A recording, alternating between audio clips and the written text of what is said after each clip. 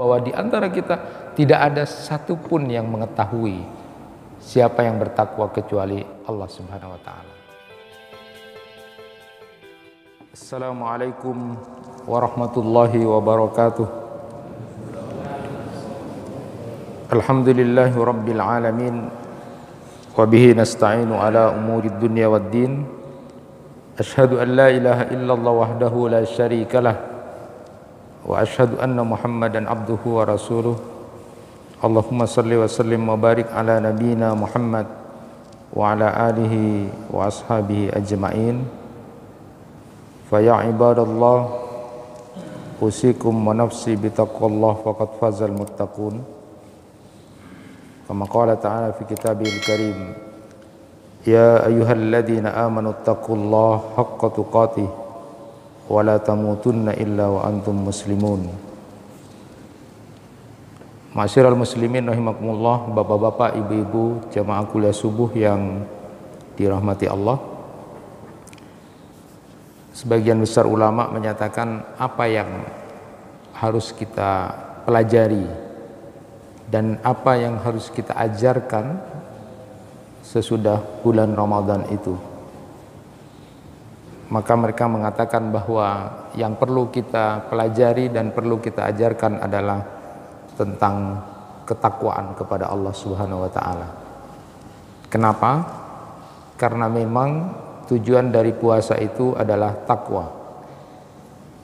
Dan agar kita kemudian ingat apa rambu-rambu takwa, apa jalan ketakwaan, untuk menjadi referen kita, rujukan kita dalam keseharian sesudah melaksanakan ibadah Ramadan, itu menjadi sesuatu yang sangat penting untuk kita pelajari. Referen itu penting.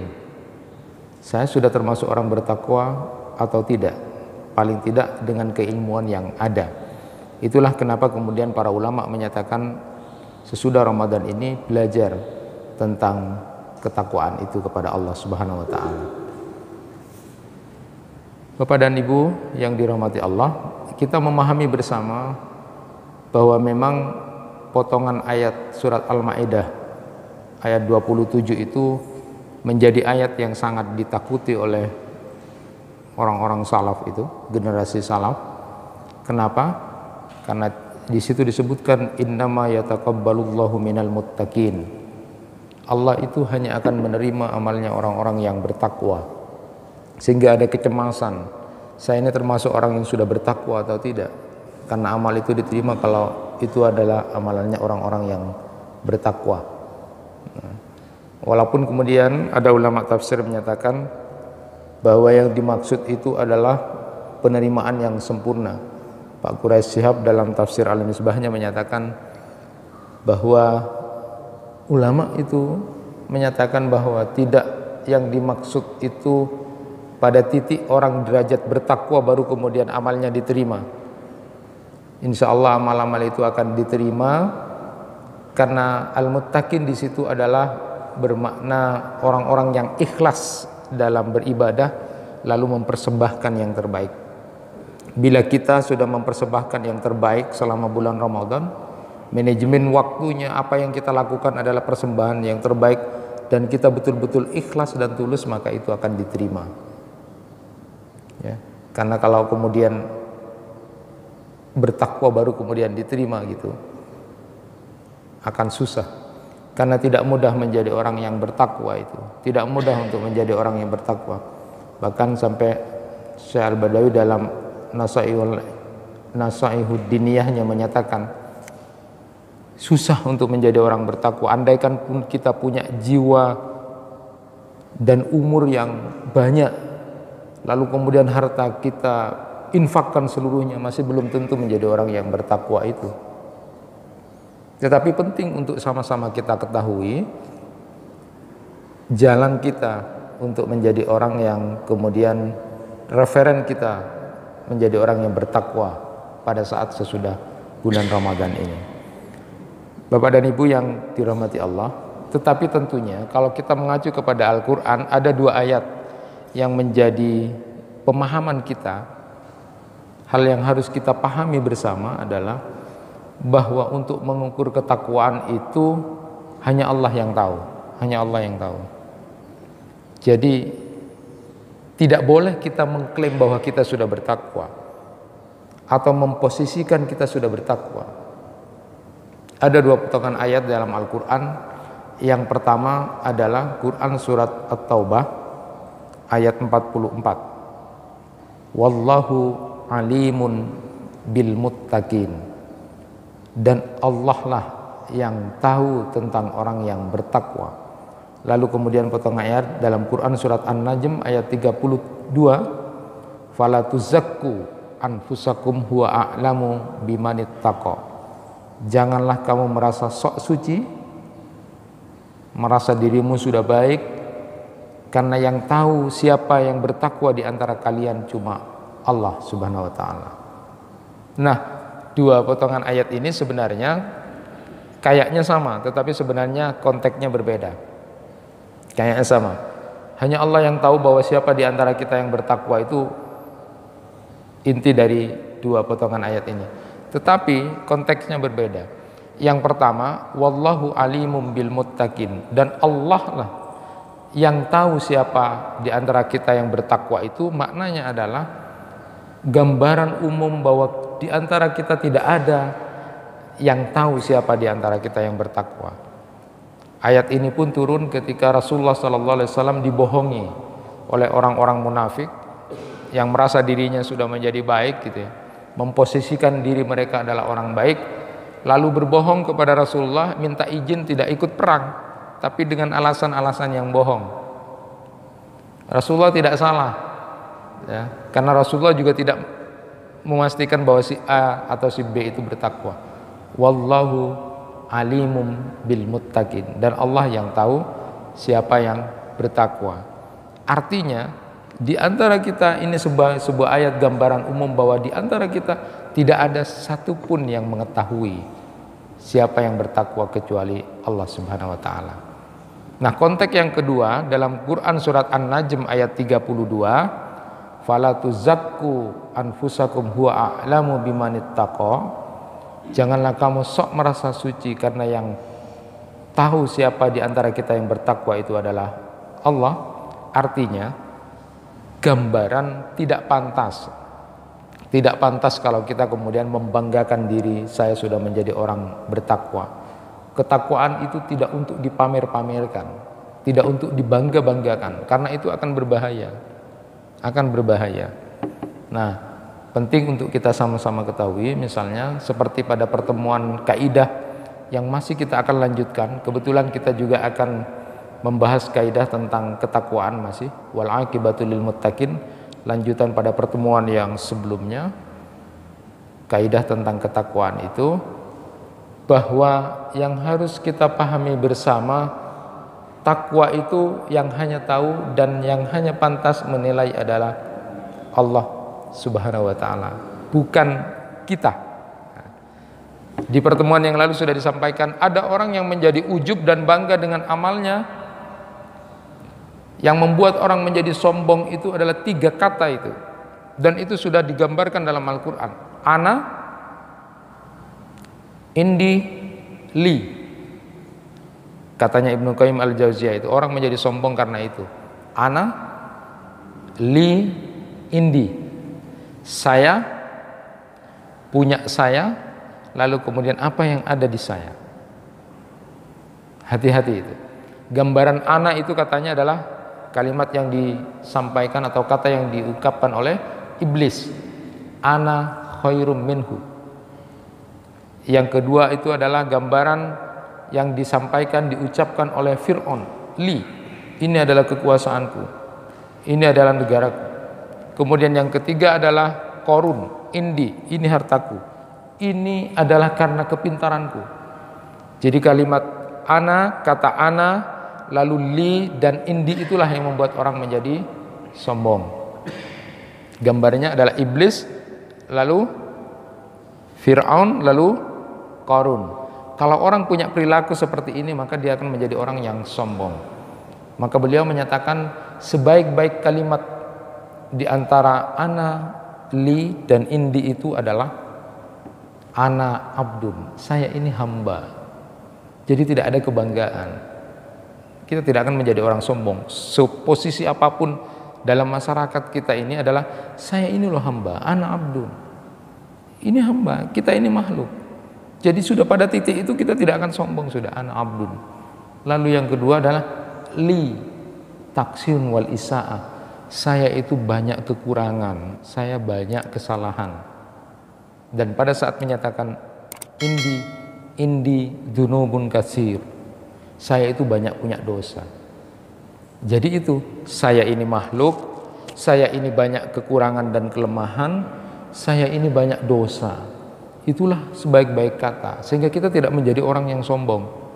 Karena balikan dari ketawaduan itu adalah kesombongan, mengatakan saya ini lebih baik, saya punya banyak, saya ini orang pintar. Ketika sudah memproklamirkan dirinya menjadi orang yang lebih daripada orang lain, termasuk diantaranya adalah mengaku dan bangga bahwa dirinya menjadi orang bertakwa, tidak untuk dipamer-pamerkan atau kemudian tidak untuk dibangga-banggakan.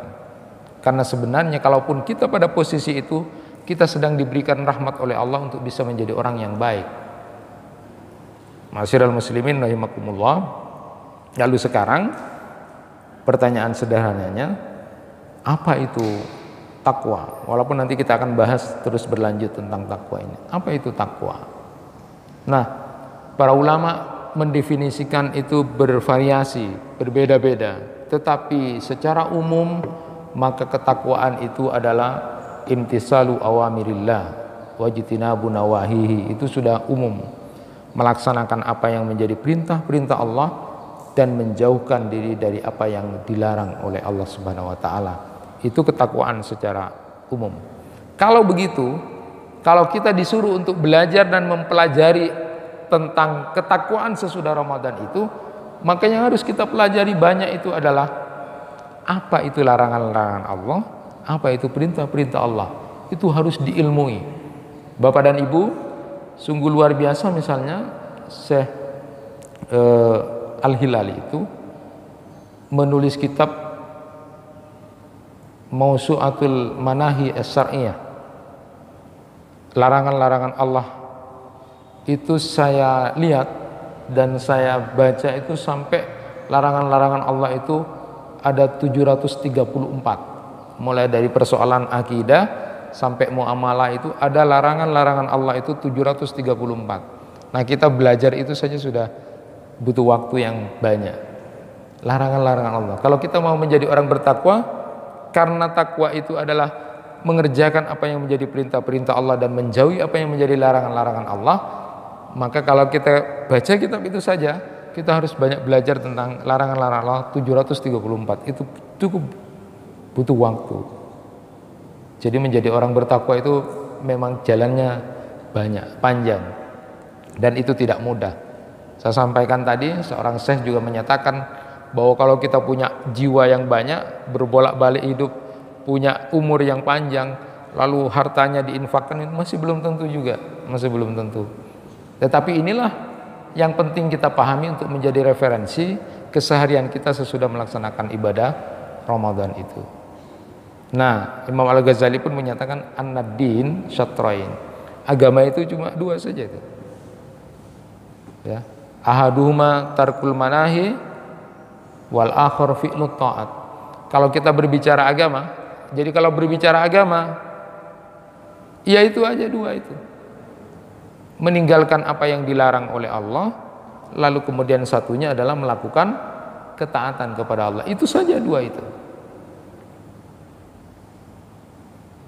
Nah, saat ini kita akan sampaikan sedikit saja di pembukaan ini. Saya ingin menyampaikan kepada Bapak dan Ibu, di Najhul Balaghah itu Ali bin Abi Thalib pernah ditanya oleh salah seorang sahabat beliau yang namanya Hammam. Hammam itu adalah seorang ahli ibadah, dia ahli ibadah. Dia tanya kepada Ali bin Abi Thalib, "Ya Amiral Mukminin, saffili al-muttaqina hatta ka'anni andura ilaihim." Ya Amiral Mukminin, tolong berikan penjelasan tentang sifat-sifat orang bertakwa sehingga nanti seolah-olah aku bisa melihat dia. Hammam ini seorang ahli ibadah, minta petunjuk kepada Ali bin Abi Thalib, orang bertakwa itu bagaimana sih? Berikan aku sifat-sifat sehingga kemudian ketika aku sudah mendengar penjelasan kamu, seolah-olah aku bisa melihat tentang orang bertakwa itu. Lalu Ali bin Abi Thalib itu enggan untuk menjawab, enggan. Artinya sebenarnya tidak terlalu mau untuk menjawab gambaran orang bertakwa itu. Beliau coba mengatakan, ya Hammam, ittaqillah wa ahsin, fa innallaha ma'al ladzina taqaw wal ladzina hum muhsinun. Ya Hammam, takutlah kamu kepada Allah dan berbuat baiklah, karena Allah akan selalu bersama dengan orang-orang yang takut kepadanya lalu kemudian berbuat baik. Allah suka kepada orang-orang yang berbuat baik. Nah, ketika dijawab singkat oleh Ali bin Abi Thalib, Hammam ini sang ahli ibadah, sahabatnya Ali bin Abi Thalib itu merasa kemudian tidak terlalu detail gitu, merasa kurang. Saya itu ingin penjelasan utuh tentang orang bertakwa itu supaya kemudian seolah-olah melihat sehingga aku kemudian bisa meniru dia gitu. Tapi Ali bin Abi Thalib cuma menyampaikan sedikit saja. Pokoknya kamu takut sama Allah, berbuat baik, itu nanti Allah akan selalu bersama orang-orang yang takut kepadanya dan suka berbuat baik. Dua saja kata kunci yang disampaikan oleh Ali bin Abi Thalib. Ternyata itu membuat Hammam sang ahli ibadah ini merasa tidak puas. Kok cuma itu aja gitu kan? Kok cuma itu aja. Lalu kemudian Ali karena dipaksa untuk menjawab tentang orang bertakwa secara utuh itu, lalu Ali bin Abi Thalib menjelaskan. Dan di Najhul Balaghah itu, Bapak dan Ibu sekalian, setidaknya saya baca itu ada sekitar 2 sampai 3 lembar. Digambarkanlah oleh Imam Ali itu, ini orang bertakwa, kalau dia berbicara bagaimana, kalau dia berpakaian bagaimana, kalau dia punya masalah gimana, kalau siang gimana, kalau malam gimana, dijelaskan lengkap oleh Ali bin Abi Thalib itu. Belum selesai Ali bin Abi Thalib menjelaskan tentang orang yang bertakwa itu, Hammam, sahabat Ali yang ahli ibadah itu pingsan. Tak kelar. Pingsan dia. Belum selesai dijelaskan oleh Ali bin Abi Thalib karena dia memaksa untuk mengetahui gambaran orang bertakwa, pingsan dia.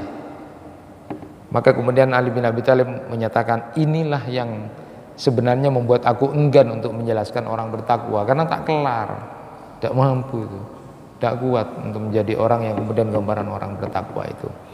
Nah, Bapak dan Ibu sekalian, pada kesempatan kali ini kita akan sedikit saja mendalami tentang apa yang disampaikan oleh Ali bin Abi Thalib untuk menjadi ukuran kita kalau kita ingin menjadi orang yang bertakwa itu. Kalimat yang disampaikan oleh Ali bin Abi Thalib tadi yang sedikit itu, ittaqillah wa ahsin fa innallaha ma'al ladzina taqaw wal ladzina hum muhsinun. Takutlah kepada Allah dan sukalah berbuat baik, karena Allah selalu akan bersama orang-orang yang bertakwa atau takut kepadanya, lalu Allah akan selalu suka bersama orang-orang yang berbuat baik. Ma'asyiral muslimin rahimakumullah, kita akan pahami dulu apa khauf itu. Apa takut kepada Allah Subhanahu wa taala. Nah, khauf itu Ibnu Rajab Al-Hambali menyatakan begini, ini penting buat kita, sama-sama kita pahami bersama. Laisal khaif man baka wa asra ainaihi wa innal khaif man taraka masduha minal haram idza qadara alaihi. Orang yang takut pada Allah itu, orang yang takut pada Allah itu bukan orang yang hanya menangis. Bukan hanya orang yang menangis lalu kemudian meneteskan air mata. Orang yang takut kepada Allah itu sesungguhnya adalah orang yang mau meninggalkan apa yang diharamkan oleh Allah. Itulah orang yang takut kepada Allah. Walaupun menangis itu penting. Rasulullah SAW menangis, para sahabat menangis pada kondisi-kondisi tertentu karena ingat dosa, karena keinginan untuk kemudian bisa berdekat-dekatan dengan Allah. Ada kebutuhan atau keadaan tertentu, menangis. Tetapi kata Ibnu Rajab Al-Hambali, bukan tandanya orang yang takut kepada Allah itu hanya ditandai dengan menangis lalu meneteskan air mata, bukan. Karena orang yang takut kepada Allah itu secara hakiki adalah orang yang mau dengan sesungguh-sungguhnya dan sebenar-benarnya meninggalkan apa yang dilarang oleh Allah Subhanahu wa taala. Itu penting. Ya. Jadi khauf, takut kepada Allah itu ada takut kepada siksaan Allah, takut kepada azab Allah, takut kepada hukuman Allah. Jadi harus selalu ada bukti ketakutan kita itu kesesuaian apa yang kita takuti dengan apa yang kita perbuat. Ya. Ada gambaran Rasulullah SAW memberi gambaran man khafa adlaja wa man adlaja balagal manzil.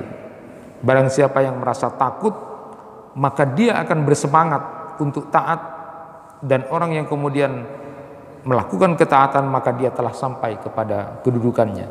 Jadi adlaja itu maknanya adalah, kalau di bahasa Arab adlaja itu adalah sara min awwalil lail, jadi berjalan di awal malam. Wal murad, dan maksud dari berjalan di awal malam itu adalah at-tasmir fit ta'ah, semangat dalam ketaatan. Jadi orang yang takut kepada Allah itu tidak dibuktikan, tidak ditandai hanya dengan menangis dan meneteskan air mata pada saat-saat tertentu saja, tidak. Tapi orang yang kemudian takut kepada Allah itu adalah ditandai dengan dia mau meninggalkan apa-apa yang diharamkan oleh Allah Subhanahu wa taala, apa-apa yang dilarang oleh Allah dia tinggalkan. Itu orang yang takut kepada Allah. Dan itu ditunjukkan dengan semangat ketaatan kepada Allah Subhanahu wa taala. Nah, disebutkan di situ alamatul khauf tarkul maharim. Jadi tanda-tanda orang yang takut kepada Allah itu adalah meninggalkan yang diharamkan. Ada ulama kemudian menyebutkan itu paling tidak ada 7. Ya, yang pertama itu adalah hifdzul lisan. Jadi orang yang takut kepada Allah itu tandanya adalah dia menjaga lisannya. Ya, dengan apa? Bidzikril wa tilawatil Qur'an wal ilm. Dia selalu zikir pada Allah, baca Quran, lalu kemudian mau belajar ilmu.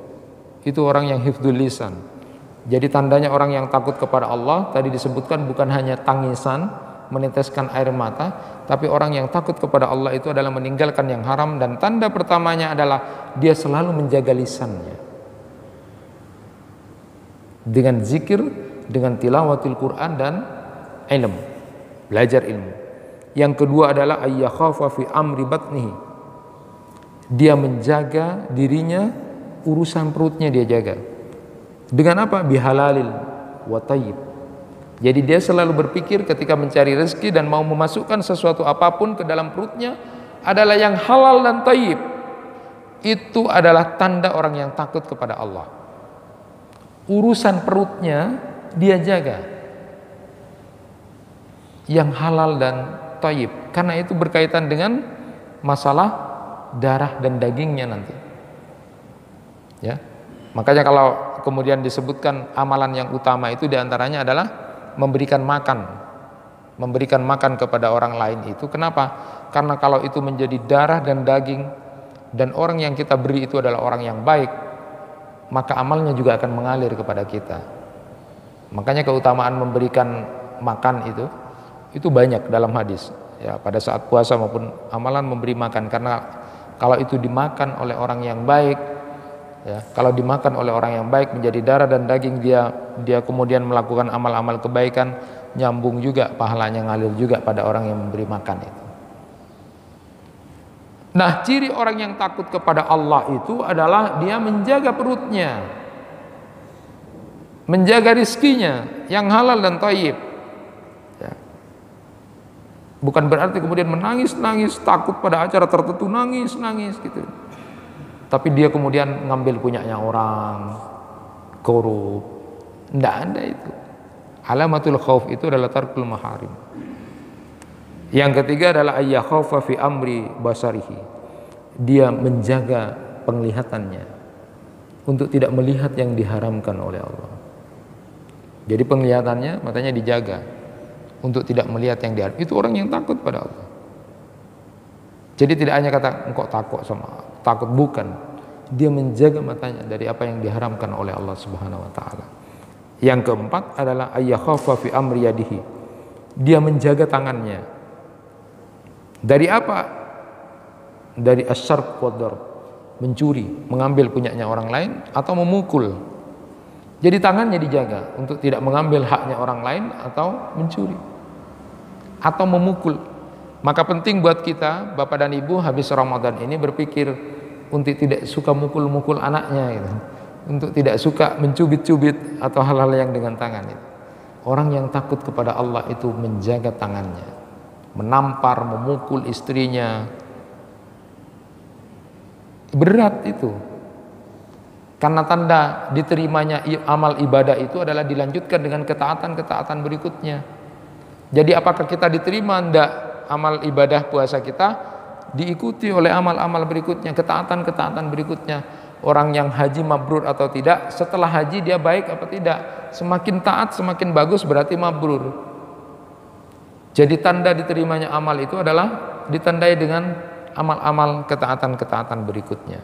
Termasuk diantaranya adalah orang yang sudah berpuasa itu, dia termasuk orang yang bisa menjaga tangannya diantaranya itu. Jadi kalau dalam hadis yang sudah masyhur pada saat di bulan Ramadan itu adalah hadis yang kita kenal bersama, malam yada qaula zur wal amala bihi falaysa lillahi hajatun fi ayyada ta'amahu wa syaraba. Siapa yang tidak berubah bicara dusta, bicara yang tidak baik atau perbuatan-perbuatan yang serupa dengan itu, maka Allah tidak butuh kamu tidak makan dan minum. Harus ada perubahan, ketaatan-ketaatan berikutnya. Di antaranya adalah orang itu adalah bisa menjaga tangannya dari mengambil hak orang lain, memukul. Yang kelima adalah ayyahafu fi amri rijlaihi. Dia menjaga kakinya untuk tidak datang ke tempat-tempat yang dilarang, ila makan al-maksiyah. Dia jaga kakinya untuk tidak datang ke tempat-tempat maksiat. Itu orang yang takut kepada Allah. Yang keenam adalah ayyahafa fi amri qalbihi.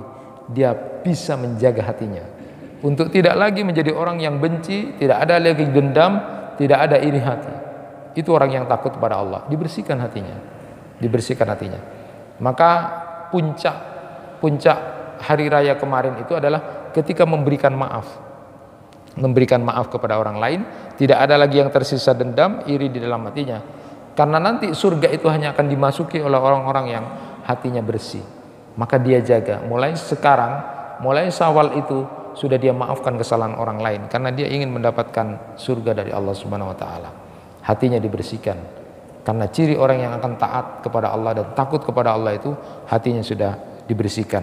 Dan yang ketujuh, yang terakhir itu adalah ayyahafa fi amri ta'atihi. Dia menjaga ketaatannya kepada Allah. Cemas, diterima atau tidak, diterima atau tidak, diterima atau tidak. Bahkan para ulama itu ada yang menyatakan bahwa diterimanya amal kita jauh lebih penting dari amal itu sendiri. Diterimanya amal itu oleh Allah jauh lebih penting dari amal itu sendiri. Sampai ada orang yang menyatakan, ada seorang ahli ilmu itu menyatakan, seandainya saya tahu saja bahwa Allah ada yang menerima amal saya, maka saya minta setelah itu mati saja. Seandainya saya tahu ada amal yang diterima oleh Allah, maka saya minta mati setelah itu. Ini luar biasanya ciri orang yang takut kepada Allah itu, dia selalu merasa cemas, takut diterima atau tidak, diterima atau tidak. Dia tidak lagi mikir, saya sudah salatnya banyak, saya sudah sering jamaah, saya sudah sering puasa. Tidak ada yang dipikir itu. Dipikir diterima atau tidak, diterima. Itu adalah orang-orang yang takut kepada Allah. Nah, kalau Ali bin Abi Thalib saja menyatakan begitu, orang yang kemudian mau menjadi orang bertakwa, mau melihat, kalau sudah di mindset berpikir kita, di diri kita ini adalah takut kepada Allah dengan menjaga yang 7 tadi itu, maka kita akan menjadi orang yang hati-hati. Bicara kita, mata kita, perut kita yang berkaitan dengan rezeki, kemudian tangan kita, kaki kita, hati kita, termasuk kemudian yang terakhir adalah kecemasan kita untuk diterima atau tidak oleh Allah, itu kita jaga. Baru itu orang yang kemudian takut kepada Allah. Alamatul khauf itu adalah tarkul maharim. Bapak dan Ibu sekalian, saya sampaikan sedikit pentingnya, tingginya tentang khauf kepada Allah ini. Di salah satu di riwayat disebutkan di Sahih Muslim itu, ada orang yang dulu merasa amalnya sedikit, dia sering berbuat jahat lah. Dia orang kaya, dia punya anak, dia merasa sudah jahat gitu. Lalu kemudian berpesan kepada anak-anaknya, "Nak, nanti kalau aku mati, tolong aku bakar saja. Bakar, nanti abunya kamu buang ke laut separuh, lalu kemudian separuhnya buang ke daratan." Orang ini rupa-rupanya karena takut kepada Allah itu, karena takut disiksa oleh Allah, karena tidak banyak berbuat baik. Nah, dia banyak berbuat jahat, takut disiksa oleh Allah, maka kemudian habiskan saja. Jadi nanti kalau mati bakar, buang, jadi tidak akan lagi kembali gitu pikirannya orang ini. Lalu setelah orang ini kemudian mati, oleh anak-anaknya kemudian dijalankan wasiatnya itu. Dijalankan. Anak-anaknya itu menjalankan karena memang bapak ini kaya, berbuat baik sama anak-anaknya. Jadi dalam riwayat itu disebutkan, ditanya, "Kamu mau enggak jalankan apa yang menjadi wasiat aku?" "Mau." "Apakah aku baik selama ini?" Baiknya sama anak-anaknya karena dia kaya. Lalu dijalankan wasiat itu. Ketika sudah mati, lalu kemudian dibakar, abunya dibuang ke laut, lalu kemudian satunya dibuang juga jauh di daratan. Nah, ketika oleh Allah Subhanahu wa taala pada saat di akhirat itu, kemudian Allah memerintahkan untuk kemudian disatukan, kemudian muncul lagi jadi orang. Saat itu orang ini ditanya oleh Allah, "Kenapa kamu melakukan itu?" Lalu orang itu mengatakan, "Engkau Maha Tahu, karena aku takut kepada Engkau." Orang ini diampuni oleh Allah Subhanahu wa taala. Jadi penting. Tetapi maknanya khauf kepada Allah jangan kemudian meniru seperti di riwayat ini. Tadi disebutkan bahwa alamatul khauf itu adalah tarkul maharim. Tanda orang yang takut kepada Allah itu bukan hanya dengan tangisan, bukan hanya kemudian meneteskan air matanya, bukan. Tapi tanda takut kepada Allah itu adalah meninggalkan apa-apa yang diharamkan dengan menjaga yang 7 tadi.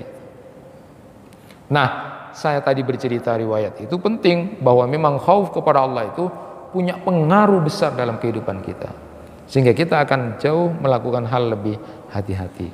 Dan yang kedua yang disampaikan oleh Ali bin Abi Thalib adalah menjadi orang bertakwa itu jadilah orang yang suka berbuat baik. Ini penting untuk sama-sama kita ketahui bersama, Bapak dan Ibu sekalian, bahwa kalau kita sudah berpikir jadi orang baik itu sederhana saja, wasin. Berbuat baiklah, curah kebaikan. Jadi setiap hari pikiran kita, apa yang kemudian kita akan lakukan, berbuat baik. Jadi tidak sempat lagi untuk memikirkan hal-hal yang tidak baik itu.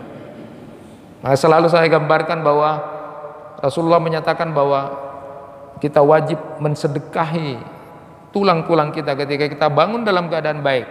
Bisa sholat subuh berarti kita sudah sehat.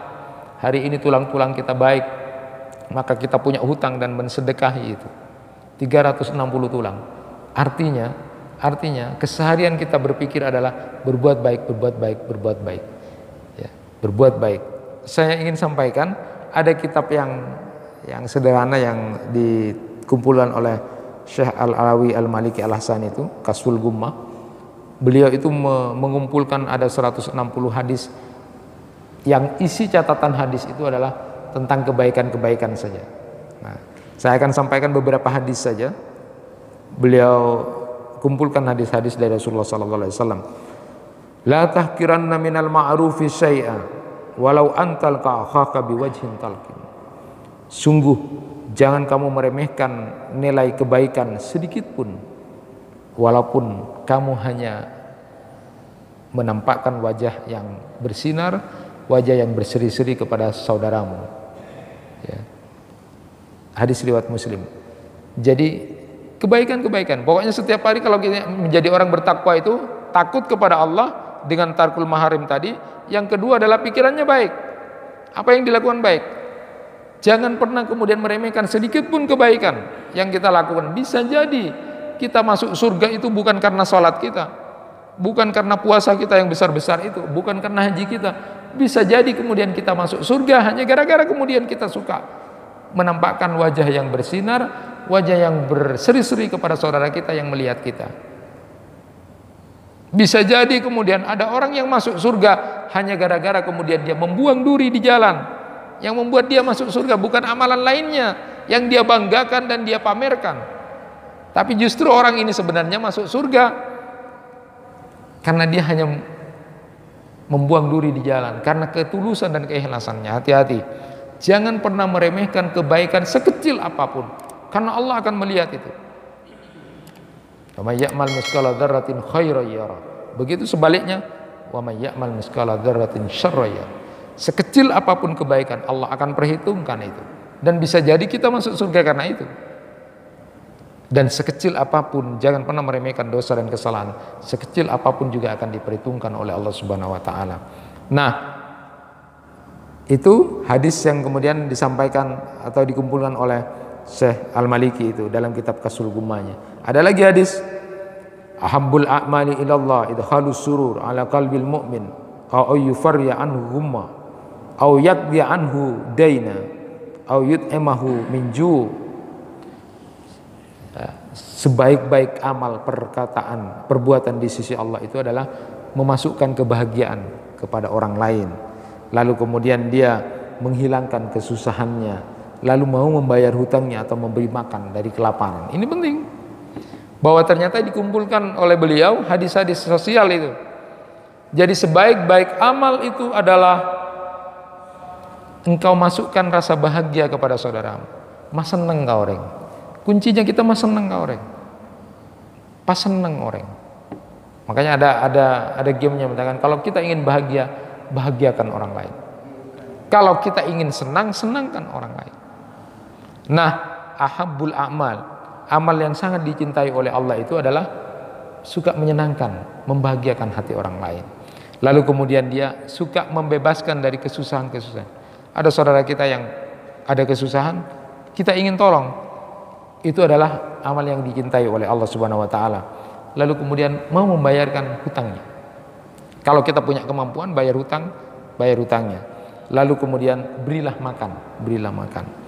Lalu disebutkan lagi ada hadis Rasulullah sallallahu alaihi wasallam, laqad ra'aitu rajulan yataqallabu fil jannah fi syajaratin qata'aha min dhahrit tariq kanat tu'dhin nas. Sungguh aku telah melihat orang yang bebas mundar-mandir di surga itu lantaran dia memotong kayu yang melintang di tengah jalan dan membahayakan orang lain. Jadi intinya orang yang bertakwa itu sederhana saja. Yang kedua adalah sukalah berbuat baik, curahan berbuat baik. Syarat untuk kemudian kita berbuat baik itu adalah tutupi kebaikan-kebaikan yang kita lakukan, tutupi, rahasiakan, anggap kecil, tidak usah diungkit-ungkit, tidak usah diingat-ingat, tidak usah pamer atau bangga, dan jangan meremehkan sedikit pun kebaikan yang kita lakukan. Begitu Ali bin Abi Thalib secara sederhana di kesempatan kali ini tentang takwa. Buat kita semuanya adalah takutlah kepada Allah, dan tanda orang yang takut kepada Allah itu adalah tarkul maharim, meninggalkan apa-apa yang diharamkan oleh Allah, menjaga anggota tubuh kita dari apa-apa yang dilarang oleh Allah. Lalu kemudian pikiran kita adalah selalu melakukan kebaikan-kebaikan. Pikiran kita, perbuatan kita selalu berpikir tentang berbuat baik, berbuat baik, berbuat baik. Itulah orang yang bertakwa. Lakukan itu buat saya sendiri dan Bapak dan Ibu sekalian. Sederhananya di kesempatan kali ini belajar tentang ketakwaan adalah belajar tentang larangan-larangan Allah, perintah-perintah Allah, dan itu butuh waktu. Dan jalan untuk menjadi orang yang kemudian melakukan ketakwaan itu paling tidak Ali bin Abi Thalib menyebutkan dua itu. Takutlah kepada Allah dan berpikirlah selalu berbuat baik. Itu yang bisa disampaikan pada kesempatan kali ini. Insyaallah kita sambung pada kesempatan berikutnya.